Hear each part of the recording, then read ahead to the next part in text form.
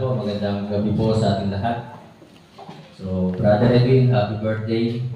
So, salamat na sa sinabi mo hindi kami magugutom, ano? At hindi rin kami mabubusog. So, salamat po rin ng Panginoon sa buhay mo na ikaw ay nandyan, ano? So, mga kapatid, mga minamahal, ang pagmamahal sa bawat isa ay hindi lamang po may papakita sa pamamagitan ng material na bagay. Amen po ba? Ang pagmamahal sa bawat isa ay may papakita sa pamamagitan din po ng spiritual.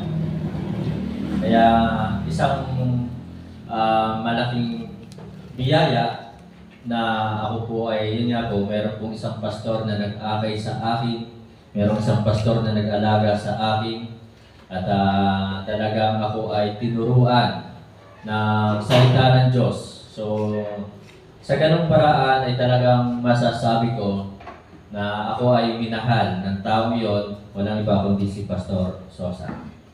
Na maaring hindi niya ako nabigyan ng mga material na bagay, pero yung ako ay turuan ng salita ng Diyos.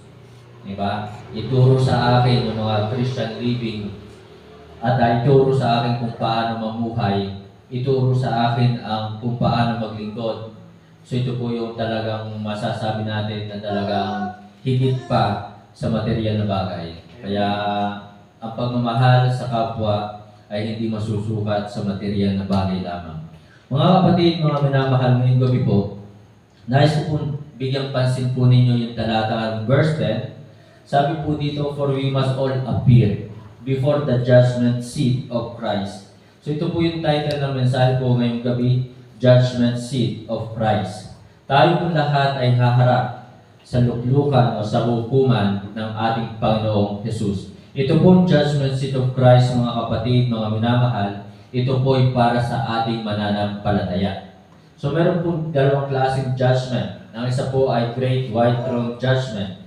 Na yung pong Great White Throne Judgment, mga kapatid, ito po ay para sa mga hindi nanampalataya kay Kristo. Itong Great White Throne Judgment, ito po ay para sa mga taong hindi tumanggap kay Kristo. So ito po Judgment Seat of Christ, tayo po ay talagang balang araw sa kanyang pagbabalik, or kung hindi man natin abutin yung kanyang pagbabalik, kasi wala naman po talaga nakakaalam ng ating buhay sa mundong ito, na kung tayo po ay biglang kunin na ng ating Panginoon, ay tayo haharap sa Kanya. Amen po ba? Pero ito nga po Judgment Seat of Christ, ito po yung mangyayari doon po sa rapture. Yun po yun. Na talagang ito po yung mangyayari, na talagang lahat tayo, yung mga nanampalataya kay Kristo, yung mga nanampalataya lamang po, hindi kasama dito yung mga hindi nanampalataya. So sa kanyang pagbabalik, ito po yung awarding.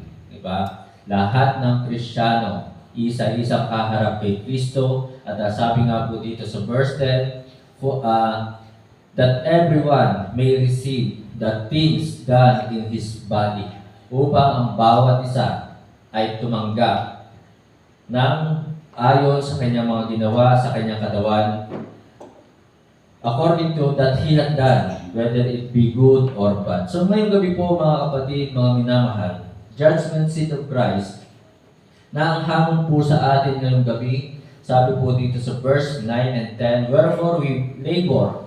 So sina Pablo po ay talagang nagpagal. Sina Pablo po ay talagang naglingkod. Sina Pablo po ay talagang nagpagamit. So si Pablo, sa madaling salita, naging kapaki-pakinabang sa ministry.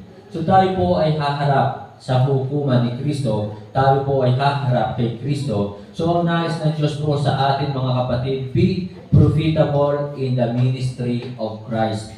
Maging kapaki-pakinabang po tayo sa gawain, sa ministeryo ng ating pong Panginoong Jesus. Be profitable. Tanungin po natin ang ating sarili. Tanungin po natin ang ating sarili. Tayo ba ay nagiging kapaki-pakinabang sa gawain ni Kristo? So, ito po yung nais ng Diyos, na bago tayo humarap doon sa Judgment Seat of Christ, ay dapat po ay tayo po ay maging kapaki-pakinabang. Sapagkat hindi tayo tatanggap ng mga reward doon sa langit. Kung tayo dito sa lupa, nagsasabing tayo ligtas, pero hindi tayo nagiging kagamit sa gawain ni Kristo. So, mga kapatid, para tayo po'y maging profitable, una, kailangan po natin, sabi po ng verse 17, therefore, if any man be in Christ, he is a new creature. All things are passed away. Behold, all things are become new. So, una, para tayo po'y maging profitable, we need a right attitude. Kailangan natin magkaroon tayo ng mabuting pag-uugali, mabuting asal. Yun po yung ating kailangan. So bago tayo humarap kay Kristo sa kanyang hukuman, sa kanyang luklukan, kailangan humarap tayo na mayroon tayong mabuting pag-uugali. Kasi hindi tayo magiging profitable sa gawain ni Kristo kung pangit ang ating ugali. Para sa tahanan ng isang anak na masama ang ugali, siya ba'y magiging kapaki-pakinabang? Siyempre, yung isang anak na masama ang ugali, gugustuhin ba niya na maging masipag sa tahanan? Gugustuhin ba niya na lagi siyang utusan ng kanyang magulang? Siyempre, kapag inutusan niya ng magulang dahil masama ang ugali niya, laging sagot niyan, wait lang. Dahil masama ang ugali niya, gagawa yan, padabog. Yun po ang isang taong pangit ang ugali. So, sabi ng Bible, all things are passed away. All things are passed away. Kaya dapat nagkakaroon po ng pagbabago sa ating mga ugali upang tayo po ay maging kapakit-pakinabang sa gawain ni Kristo. Para sa isang trabaho, kung ako yung manager ng isang company, tatanggap ba ako ng isang tao, ng isang aplikanteng pangit ang ugali? Diba hindi? Kasi hindi yung maging kapakit-pakinabang sa company kung pangit ang ugali. So kung pangit ang ugali niyan, magiging pasaway pa yan, pabigat pa yan, problema pa yan.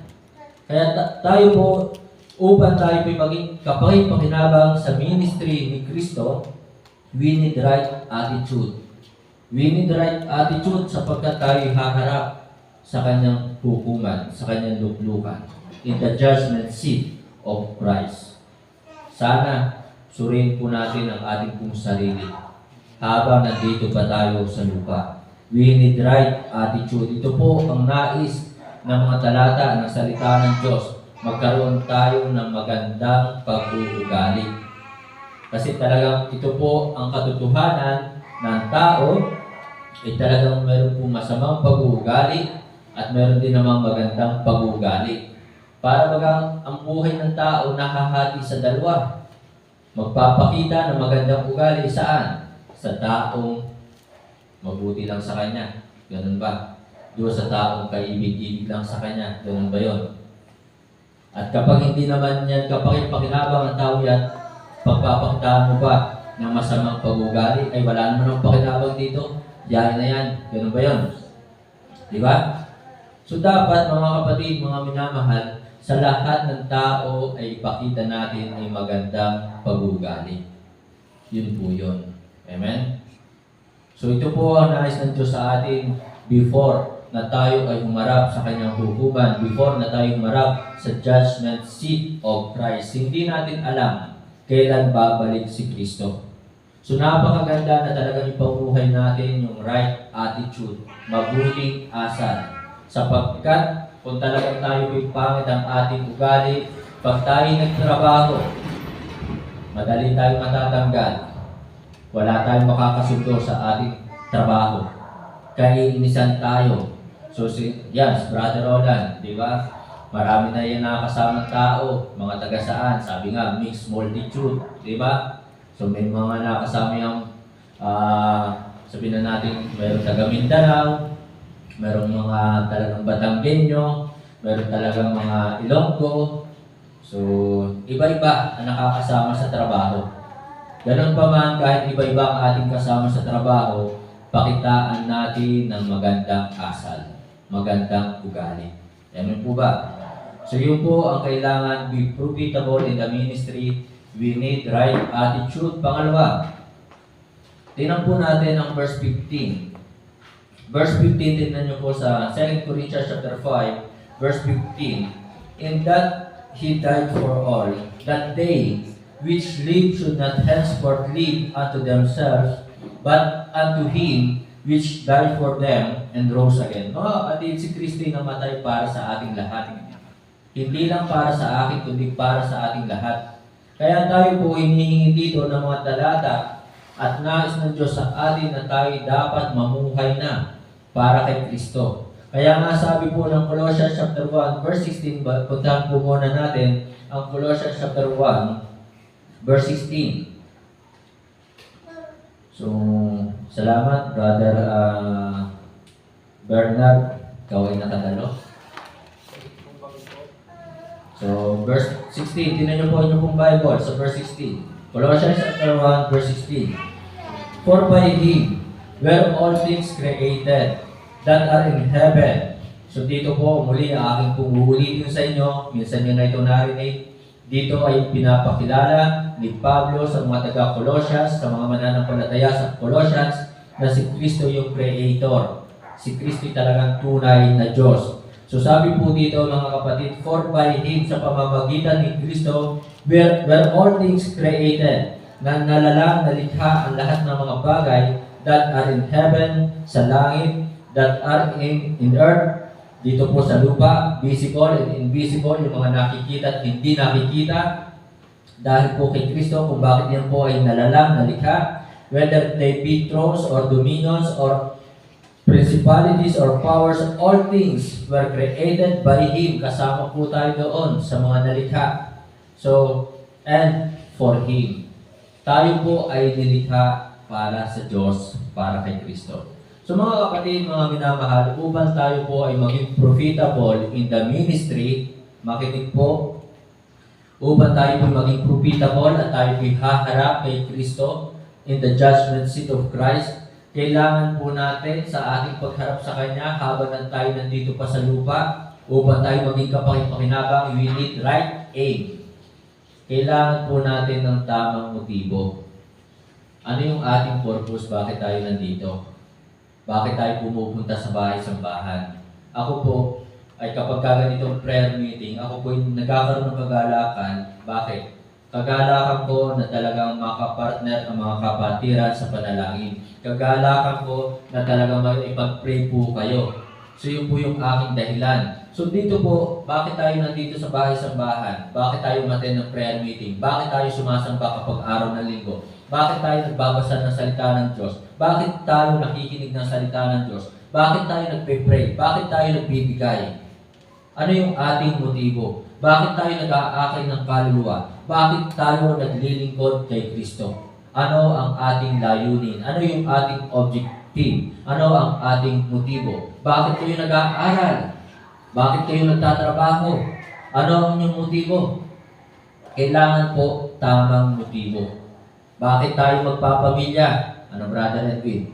Di ba? Bakit tayo maghahanap na makakapartner sa buhay? Ano ang ating motibo? Kailangan po magkaroon tayo ng tamang motibo. Right objective or right aim. So mga kapatid, mga minamahal, sapagkat pagdating natin doon sa judgment seat of Christ, pagharap natin kay Kristo, alam ng Diyos yan eh. Bakit natin ginagawa ang mga bagay na ito? Amen? Bakit tayo nandito sa bahay-sambahan? Alam ng Diyos kung ano yung nasa puso natin. Alam ng Diyos kung ano yung ating iniisip.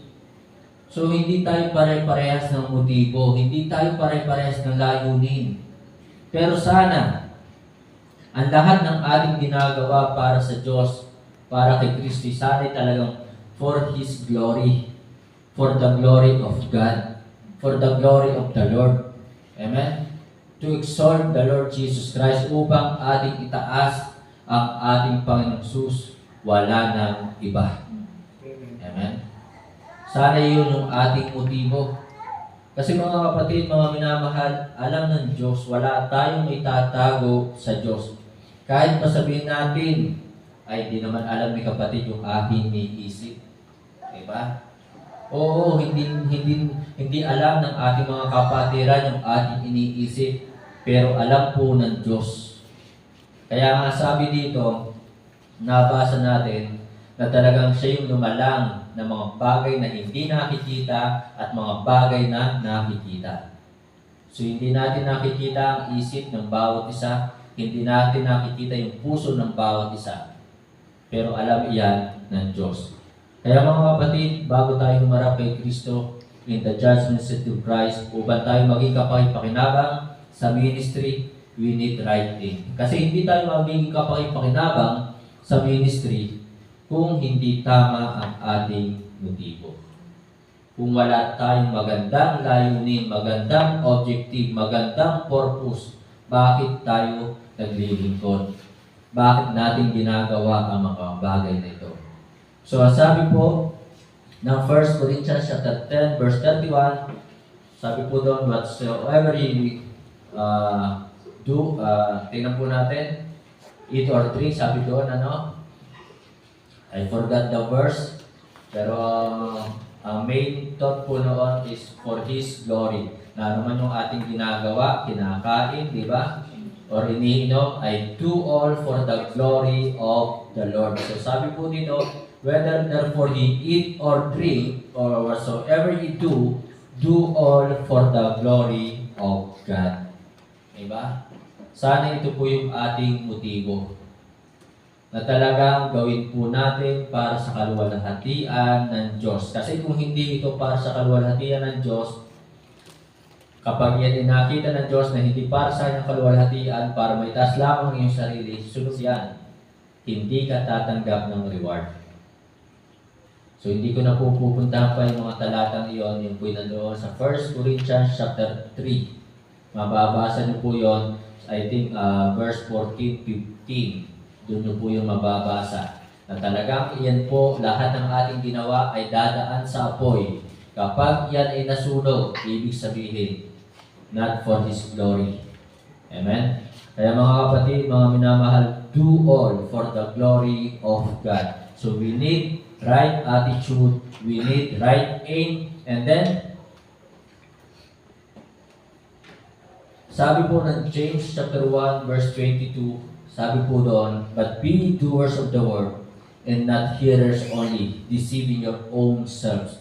So, upang tayo po'y maging kapakipakinabang sa gawain in the ministry of Christ, at bago tayo humarap sa judgment seat of Christ, we need right application of God's word. Kailangan po natin ng tamang pagsasabuhay ng salita ng Diyos. Mga kapatid, mga minamahal, sa totoo lang, minsan hindi po natin talaga na-apply ng tama yung salita ng Diyos. Sa totoo lang ay talagang hindi po natin nasusunod ng tama ang salita ng Diyos. Bakit? Dahil sa ating emotion. Diba? Dahil sa ating emotion. Minsan kasi, meron po mga Kristiyano, saka na ako sisimba kapag maganda ang pakiramdam ko, kapag ako'y nasa mood. So talagang kapag ayaw ng isang Kristiyano umatin sa pagsambay, talagang ayaw. Pero ang lubak utos sa atin, not forsaking the assembling of ourselves together. Huwag pabayaan. So talagang wala tayong option doon. Wala tayong option. Whether you like it or not, sasamba ka. So minsan ay talagang wala po tayo, hindi natin na-i-apply ng tama. Wala tayong right application ng salita ng Diyos dito sa ating buhay. So upang tayo maging kapakipakinabang, kailangan natin magkaroon ng right applications of God's Word in our life. Amen? So mga kapatid, mga minamahal, kasi kung hindi talaga natin ito i-apply ng tama ang salita ng Diyos, sa tingin ninyo, kayo na sumagot. Magiging kapakipakinabang ba tayo sa gawain ni Kristo? Eh paano kapag pagharap natin sa judgment seat of Christ? Ano ang sasabihin sa atin ng ating Diyos, ng ating Panginoong Hesus? Amen? Sino po yung una, judgment seat of Christ, ang hamon nito sa atin, be profitable in the ministry. Then next mga kapatid, sabi po ng verse 14 ng 2 Corinthians chapter 5, verse 14. Minsan, kaya hindi rin po tayo nagkakaroon ng right application. Balikan muna natin itong point number 3 kasi naalala ko lang itong verse 7 ng 2 Corinthians chapter 5 verse 7. Ang sabi po dito, for we walk by faith, not by sight. Sa paglilingkod, talagang walk by faith. Sa paglilingkod, huwag kang titingin sa katabi mo. Sa paglilingkod, huwag kang titingin sa mga problema mo. Sa paglilingkod, huwag kang titingin sa mga pagsubok mo. Kaya talaga sabi po dito, walk by faith. So yun po yung nagiging hadlang, bakit minsan talaga ay tayo sumasablay sa ating pananampalataya, sumasablay tayo sa ating paglilingkod. Kasi tumitingin tayo sa mga bagay na nakikita. So sabi po ng Bible, walk by faith. Kaya talagang ako po ay nagpapasalamat sa Panginoon na sana'y talagang palakasin pa ang aking pananampalataya nang sa ganoon ay matapos ko yung takbuhin na ibinigay sa akin. So mga kapatid, mga minamahal, upang magkaroon po tayo ng right applications of God's Word, walk by faith, not by sight. So verse 14, 2 Corinthians chapter 5, verse 14. For the love of Christ constraineth us, because we thus judge that if one died for all, then we're all dead. So mga kapatid, mga minamahal, tunay na tayo po ay minahal, inibig ni Kristo. Maging sinong paman tayo. Diba? Alam naman ng Diyos na talagang tayo ay matigas ang ulo. Alam ng Diyos na hindi tayo perfect. Alam ng Diyos na tayo patuloy pa rin magkakamali. Alam ng Diyos na talagang tayo ay hindi makakasunod ng ayos sa kanyang kalooban. Pero ganoon pa man, minahal pa rin tayo ng Diyos ni Kristo. So pangalawa po, upang tayo, ang hamon po sa atin dito, tayo haharap in the judgment seat of Christ, for we must all appear in the judgment seat of Christ, be passionate in the ministry. Mahalin po natin ang gawain ni Kristo. Sa totoo lang, talagang ako'y naaawa sa gawain, pero ganun pa man talagang biyaya po ng Panginoon na kahit kakunti na ang mga Kristiyanong nagmamahal sa gawain ni Kristo ay nagpapatuloy pa rin ang gawain. Sabi ng isang pastor, kung ito'y business, matagal na nagsara. Yan ang sabi ng isang pastor. Sabi ko naman, kabayo nga ano. Kasi sabi nga niya, lagi na lamang hamonado. Diba? Mga pastorin, dami na lang yung ulam na hamonado. Ano? Pahingi naman. Ano ibig sabihin ng hamonado? Lagi na lamang abonado. Yun po ang ministry. So, kaya sinabi po ng isang pastor nito, kung ito'y business, matagal nang nagsara. Pero dahil ito'y business ng Diyos ni Kristo, kahit hamonado, ito'y magpapatuloy, mananatili pa rin. So sa totoo lang, talagang nakikita po sa lahat ng mga churches, kakaunti, iilan ang mga tunay na Kristiyanong nagmamahal sa ministry. Iilan ang mga Kristiyanong nagpapahalaga sa ministry. Yan ang katotohanan po ngayon. Amen? So tayo po'y haharap in the judgment seat of Christ. Be passionate in the ministry. Sa buhay po ni Pablo, masasabi ko, Paul loved God more than his profession. He loved God more than his profession. Mas inibig ni Pablo ang Diyos kaysa sa kanyang trabaho. Si Pablo ay isang lawyer, isang persecutor, isang tent maker. Pero nung tinawag siya ni Kristo para maglingkod, iniwan ni Pablo ang kanyang trabaho. At sa ganung paraan ay aking kong sinasabi sa inyo, mas inibig ni Pablo ang gawain ni Kristo, ang Diyos, kaysa sa kanyang trabaho. Amen? So, sa panahon po natin ngayon, bakit ko nasasabi ilan ng mga Kristiyano talagang tunay na nagmamahal at nagpapahalaga sa ministry? Mas nakakabili sila ng mga material ng bagay, di ba? Na hindi naman totally talagang kailangan, pero pagdating sa pagbibigay sa gawain, nagre-reklamo pa. Kaya nasasabi ko po, iilan na talaga at kakaunti ang tunay na nagmamahal sa ministry ng Diyos ni Kristo. Salamat na lang talaga, meron pa rin po talagang mga kapatirang talagang giver. Katulad na lamang ng Sunday. Diba? Bagong baptize, 2 linggo pa lamang nababaptize. Nagbigay ng lupa para sa gawain.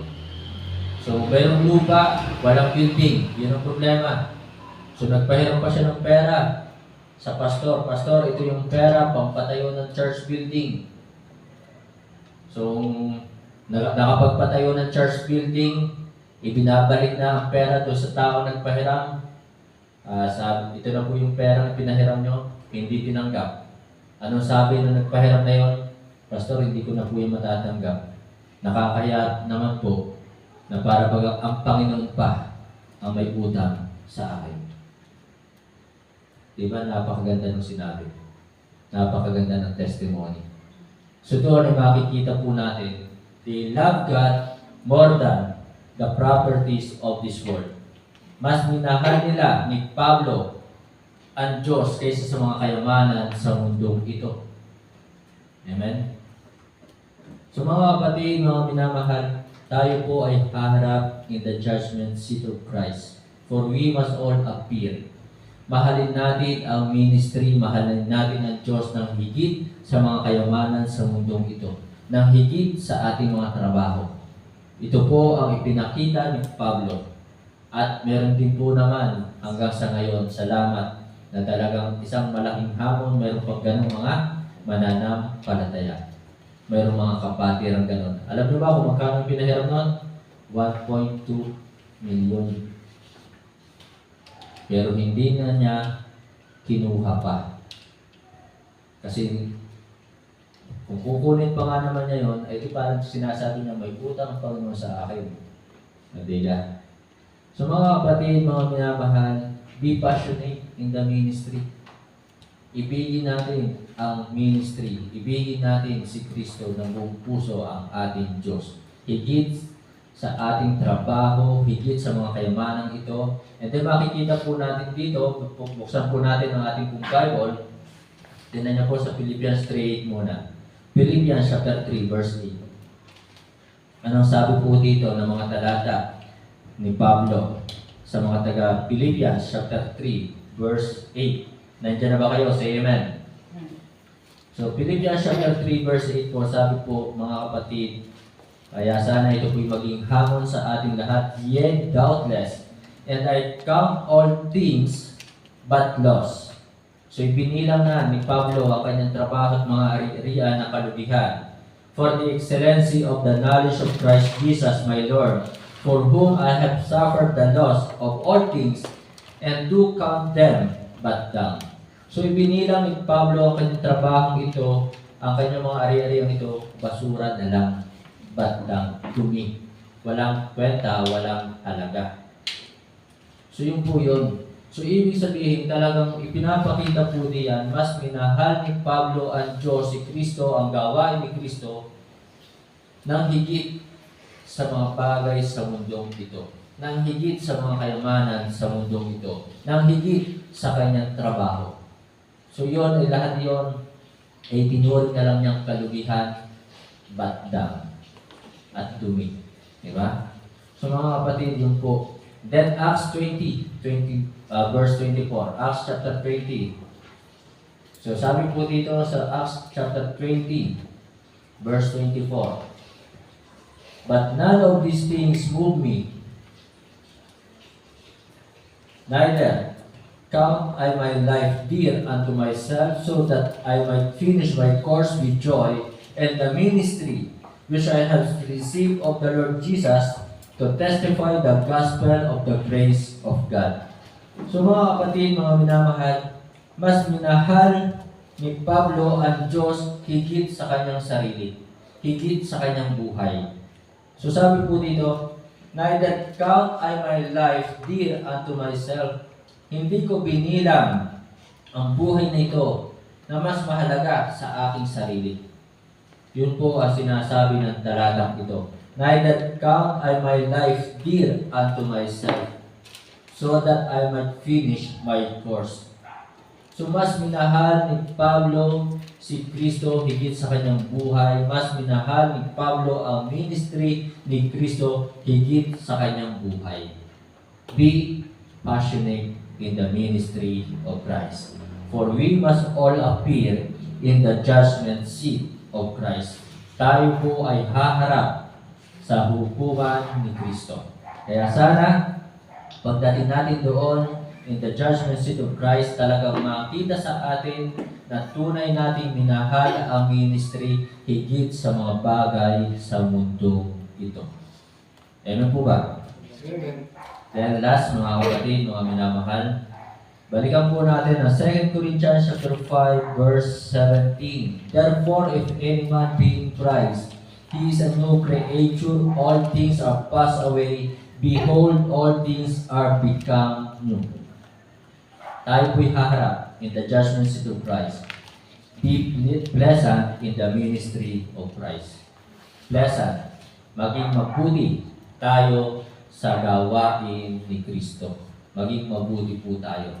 So, sana, kung tayo po ay nasa ministry, kung tayo po ay nasa paglilingkod, magkaroon po tayo ng magandang pag-uugali, kilos, at yun po ang inaasahan po sa atin.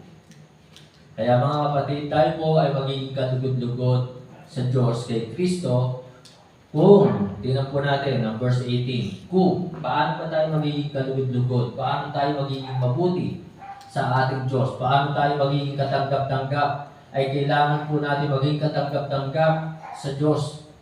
Kailangan natin maging mabuti sapagkat tayo harap sa Kanyang hukuman.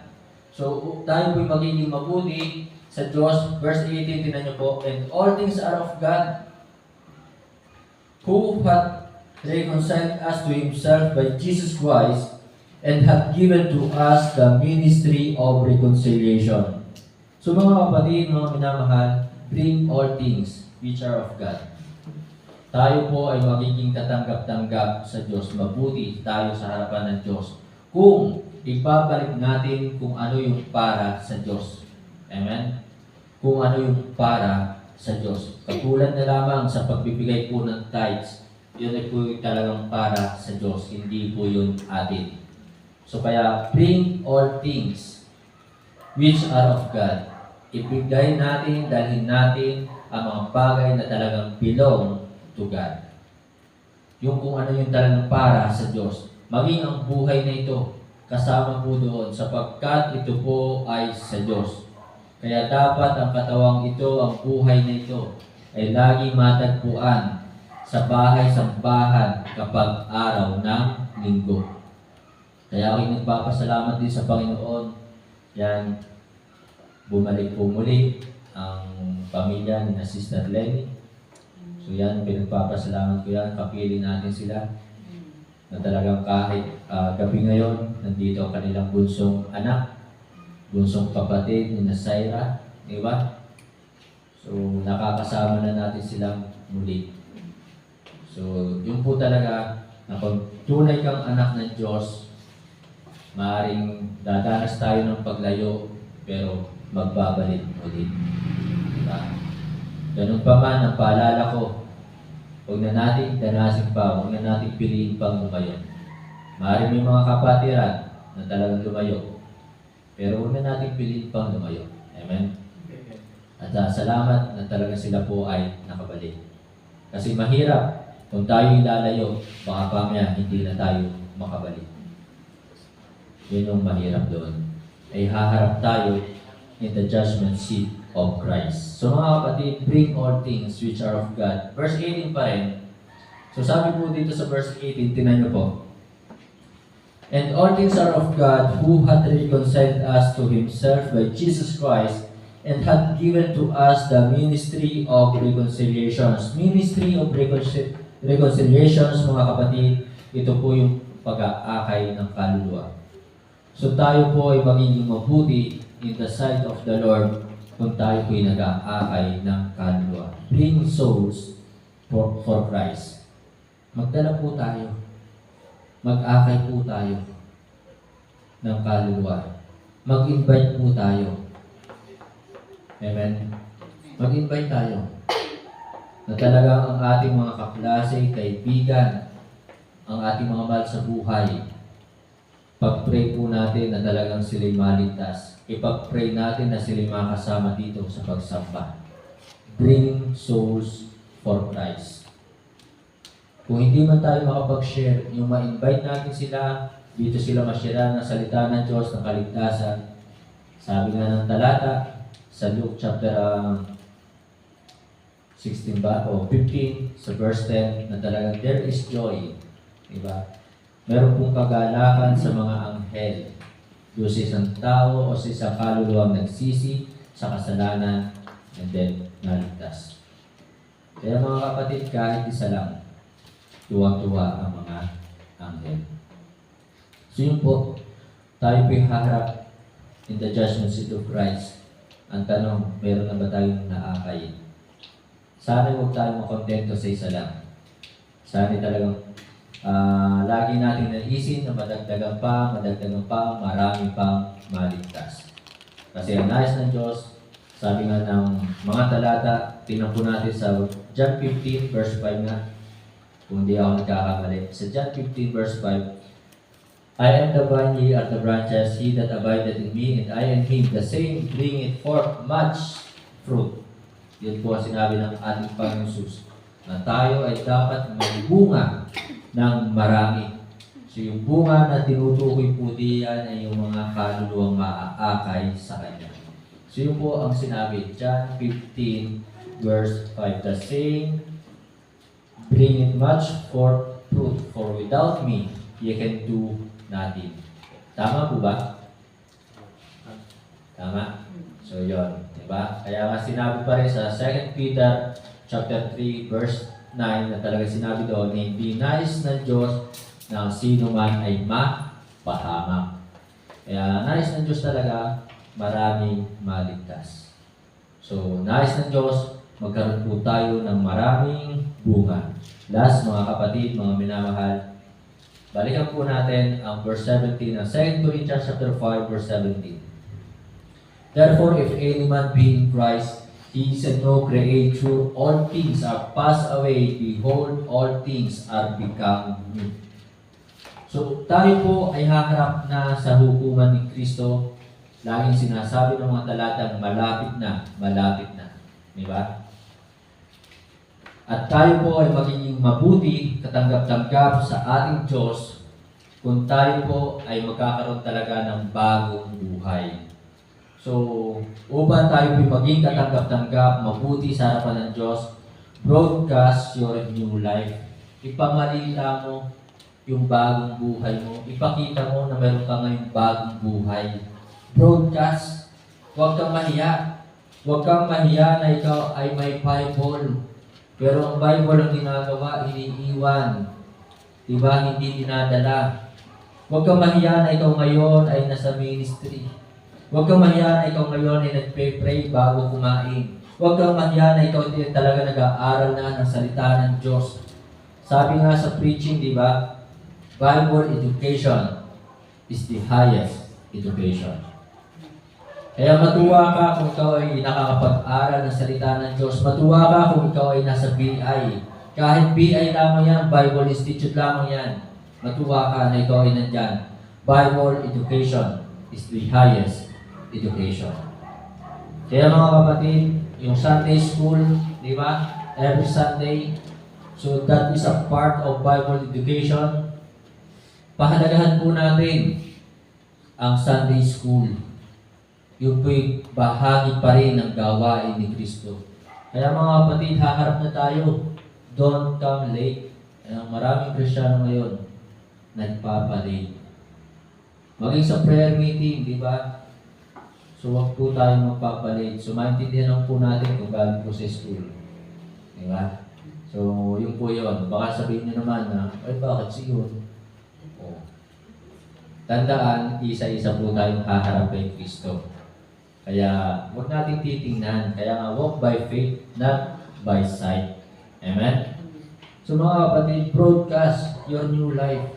Huwag mo ikahiya na ikaw ngayon ay dito ka sumasamba. Huwag mo ikahiya na talagang tinalikuran mo na yung dati mong pagkatao. Tinalikuran mo na yung dati mong sinasamba. Huwag mong ikahiya iyon. Amen? So broadcast your new life. Kaya mga kapatid, mga minamahal, kung tayo po'y nahihiya, ikinakahiya natin ang Bible, ikinakahiya natin salita ni Kristo, ikakahiya din tayo ni Kristo. Yun ang sabi ng talata sa Mark. Dito na po tayo magtapos sa Mark chapter 8, verse 38. Tignan po natin. Hindi po ako may sabi po nito, kundi ang ating Panginoong Jesus. Whosoever therefore shall be ashamed of me and of my words in these adulterous and sinful generations, of him also shall the Son of Man be ashamed. So ikahiniya din tayo ni Kristo. Kaya mga kapatid, ipamuhay natin kung ano ang itinuro sa atin ng salita ng Diyos. Hindi po ako nagturo sa inyo. Ako po yung instrumento lang. Kung tinuruan kayo mag-pray bago kumain, yun po talaga ang nais ng Diyos. Mag-pray tayo bago kumain. Tinuruan tayo mag-pray bago matulog at pagkagising, mag-pray po tayo. Tinuruan tayo magbasa ng Bible bago matulog at pagkagising, gawin po natin.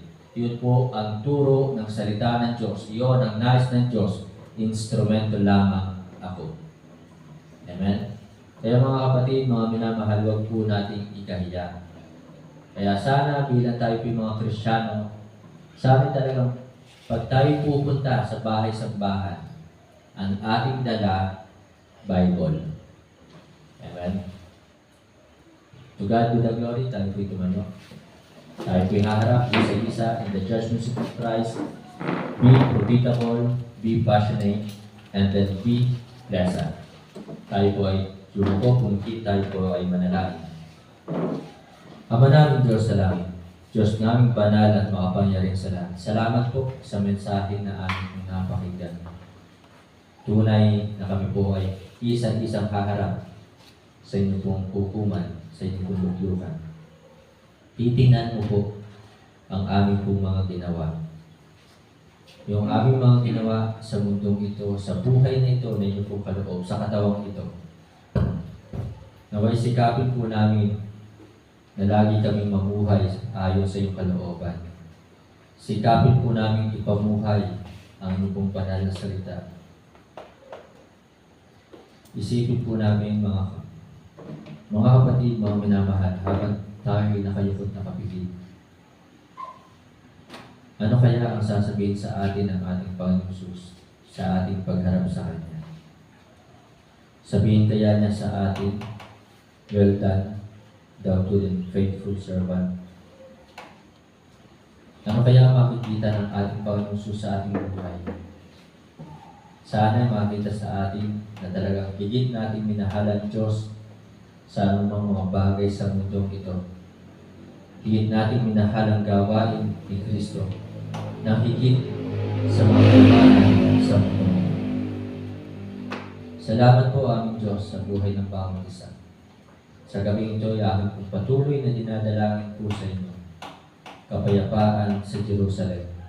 Kaligtasan po ng mga taga-Israel. Akin din pong dalangin na talagang dito sa bansang ito, magkaroon po ng isang leader na maka-Diyos. Dalangin ko po na tulungan mo po, Ama, ang aming pong Presidente, President Bongbong Marcos, sa kanya pong paglilingkod sa bansang ito. Pagkalooban mo po siya ng knowledge at wisdom. Nawa po, Panginoon, ng mga politician magkaroon po ng pagkakaisa at pagtutulungan. Maaaring ito po ay imposible sa ibang tao, pero sa iyo po ay wala pong imposible. Salamat po aming Panginoon sa iyong kabutihan at katapatan.